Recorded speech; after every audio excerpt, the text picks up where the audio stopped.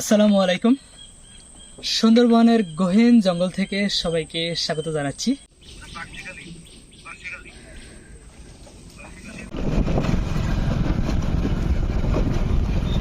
আসসালামু আলাইকুম। ঢাকা থেকে বাসে রওনা দিই সাতক্ষীরা শ্যামনগর, গন্তব্য হচ্ছে সুন্দরবন। তো ভোর 4:30টার দিকে নামাই দেয় শ্যামনগর। শ্যামনগর নামার পর সেখানে স্থানীয় একটি মসজিদে আগে ফজর নামাজ পড়লাম। ফজর নামাজ পড়ে মাহবুব ভাই আসতেছেন বগুড়া থেকে, এই মাহবুব ভাইয়ের জন্য অপেক্ষা করলাম এখানে। মাহবুব ভাই আসার পর মাহবুব ভাই সহ চলে যায় আমরা আমিনুল ভাইয়ের কাছে। মূলত আমরা এখানে যার কাছে আসি, তো সুন্দরবন কেন আসছি আমরা সব কিছু আপনাদেরকে দেখাবো। তো আমিনুল ভাই আমাদেরকে মোটর সাইকেলে করে নিয়ে যায় সুন্দরবনের একদম পাশ ঘেঁষে একটি গ্রামে। এখানে বেশ কয়েকটি গ্রাম, তবে রাস্তাগুলোও এতটাই খারাপ এখানে। তবে রাস্তা যতটা খারাপ না কেন, রাস্তার পাশ দিয়ে যে সুন্দরবনের দৃশ্যটা জাস্ট চোখ জোড়ানোর মতো। আর সুন্দরবনের একটা বৈশিষ্ট্য হচ্ছে কি, এখানে একটা জোয়ার বাটা হয়। যেমন দিনের বেলা সকালবেলা একটু বাটা থাকে, আবার দুপুরের পর থেকে আবার জোয়ার হয়, পানি ওঠে। তো যাই হোক, এখানে সুন্দরবনের পাশ দিয়ে যে রাস্তা গেছে, এখানে আমরা যাচ্ছি মোটরসাইকেল দিয়ে। রাস্তা অবস্থা এত খারাপ, আর এখানকার স্থানীয় মানুষদের জীবনটা এতটা খুবই চ্যালেঞ্জিং আমার কাছে মনে হচ্ছে। সুন্দরবনে একটা স্কুলের বাচ্চাদেরকে স্কুল ছুটি দিয়েছে দুপুরবেলা, তারা বাড়িতে যাচ্ছে। দেখুন তাদের এক দুরন্ত শৈশব। আসলে হঠাৎ করে তখন আমার নিজেরও শৈশবের কথা মনে হলো। আমরা এখানে একটা দোকানে, চা দোকানে আমরা এখানে অপেক্ষা করতেছি এবং টুকটাক কিছু দুপুরের নাস্তা খেয়েছি এখানে, এবং আমরা যে কাজে আসছি সেখানে যাব। এখানকার স্থানীয়দের আয়ের উৎস হচ্ছে টুকটাক কিছু কৃষি কাজ করা এবং মাছ ধরা, কাঁকড়া চাষ করা এবং মধু সংগ্রহ করে এবং মধু বিক্রি করা। এটাই হচ্ছে তাদের মূলত আয়ের প্রধান উৎস। তবে এখানকার মানুষদের জীবনটা খুবই চ্যালেঞ্জিং, প্রতিনিয়ত প্রকৃতির সাথে লড়াই করতে হয়। আমরা চলে আসছি একটি নৌকার ঘাটে, এখানে আমরা নৌকা দিয়ে চলে যাব একদম ওই পাড়ে। আমরা আসছি মূলত মধু সংগ্রহের উদ্দেশ্যে। তো সবাই আমাদের সঙ্গে থাকুন এবং সুন্দরবনের প্রকৃতি উপভোগ করুন। সুন্দরবন এত বেশি সুন্দর, না দেখলে বোঝা যাবে না। সবাই উপভোগ করুন আমাদের সঙ্গে।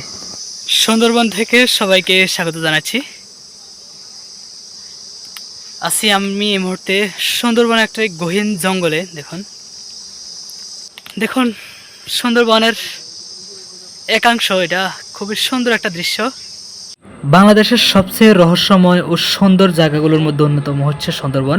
পৃথিবীর সবচেয়ে বড় ম্যানগ্রোভ বন, রয়্যাল বেঙ্গল টাইগারের আবাসস্থল, নদী আর সবুজের অপূর্ব মিলন এই সুন্দরবন। এটা হচ্ছে সুন্দরবনের সেই সুন্দর গাছ। এই গাছের নাম হচ্ছে সুন্দর গাছ, সুন্দরবনের সুন্দর গাছ।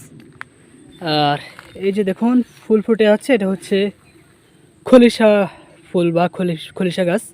এই ফুল থেকে মধু হয় মূলত। এই দেখুন প্রত্যেকটা গাছে ফুল আছে, এখানে এই ফুল থেকে মধু হয়। আর এটা হচ্ছে সুন্দর গাছ, এই সুন্দর গাছ থেকে নামকরণ হয়েছে সুন্দরবন। দেখুন সুন্দরবন আসলে সুন্দর, নাম যেমন সুন্দরবন, বাস্তবেও ঠিক সুন্দরবন অনেক সুন্দর। সব মিলিয়ে সুন্দরবন যেন প্রকৃতি প্রেমীদের এক স্বর্গরাজ্য। তো আমরা এখন যাচ্ছি সুন্দরবনের আরও গভীরে। তো এই যে এখানে দেখুন, এই যে জাল দিয়ে এখানে ব্যারিকেড দিয়েছে। এটা দেওয়ার প্রধান উদ্দেশ্য হচ্ছে বন্য প্রাণীরা যেন কাউকে আক্রমণ করতে না পারে। বন্য প্রাণী বলতে বিশেষ করে বাঘ, আরও বিভিন্ন বন্য প্রাণী এখানে আছে, কেউ যেন আক্রমণ করতে না পারে সেফটির জন্য। তো আমরা এখন আরও গভীরে যাচ্ছি। এখানে যতটা না ভয় কাজ করে, ততটা না তার চেয়ে বেশি ভালো লাগে এখানে প্রকৃতির সৌন্দর্য দেখে। সুন্দরবন এত সুন্দর। সুন্দরবনের গহীন জঙ্গল থেকে সবাইকে স্বাগত জানাচ্ছি। এই যে আমি আছি সুন্দরবনের গহীন থেকে গহীন জঙ্গলে, দেখুন।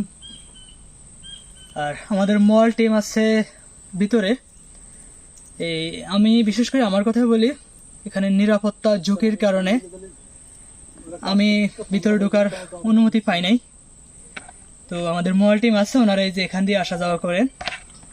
আর এই যে দেখুন একদম চাক সহ মধু, মাশাআল্লাহ। মাঝিদের মাছ ধরার দৃশ্যটা খুবই সুন্দর লাগে। তবে এখানে যারা আসবেন আপনাদের সেফটিটা নিশ্চিত করে এখানে আসবেন। এখানে শুধু যে বন্য প্রাণীর ভয় বিষয়টা এমন না, এখানে জলদস্যু বনদস্যুদের ভয় সবচেয়ে বেশি। এখানে অনেক সময় হয় স্থানীয়দের ভাষ্যমতে এই যে যারা মাছ ধরতেছে জেলে, তারাই জলদস্যু তারাই বনদস্যু, কিন্তু এটা কখনো বোঝা যায় না। কাউকে যখন ওরকমভাবে একা পায় বা সুযোগ পাইলে তারাই ধরে কি করে মুক্তিপণ দাবি করে। ব্যস্ত শহরে জীবনের ক্লান্তি দূর করতে সুন্দরবন হতে পারে সেরা গন্তব্য।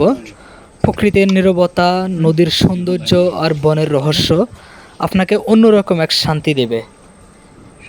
আপনি যদি অ্যাডভেঞ্চার ও প্রকৃতি ভালোবাসেন, তাহলে জীবনে অন্তত একবার হলেও সুন্দরবন ট্যুর অবশ্যই করা উচিত। সুন্দরবন আসলে অনেক কিছু দেখবেন, অনেক কিছু শেখা যায়, জীবনকে অনেক ভালোভাবে উপভোগ করা যায়। কারণ সুন্দরবনের সৌন্দর্য, সুন্দরবনের রহস্য বলে শেষ করার মতো নয়। সুন্দরবন না আসলে বোঝা যায় না। তো আমরা চলে যাচ্ছি সুন্দরবন থেকে। যাওয়ার পথে আপনাদের এই রাস্তাটা বলেই, এটা খুবই এত সুন্দর একটা রাস্তার ভিউ, রাস্তার দুপাশে, এটাও সুন্দরবনের পাশ দিয়ে রাস্তাটা গেছে। এটা হচ্ছে শ্যামনগর দিকে যাওয়ার এই রাস্তাটা। রাস্তার দুই পাশে এখানে দেখুন কাঁকড়া চাষ করতেছে, এখানে পাশে আছে মাছের ঘের, আর রাস্তার সৌন্দর্যটা এত সুন্দর। তো সবাই ভালো থাকুন, আপনাদের সঙ্গে দেখা হবে আবার অন্য কোথাও, অন্য কোনো ভ্রমণে। আসসালামু আলাইকুম।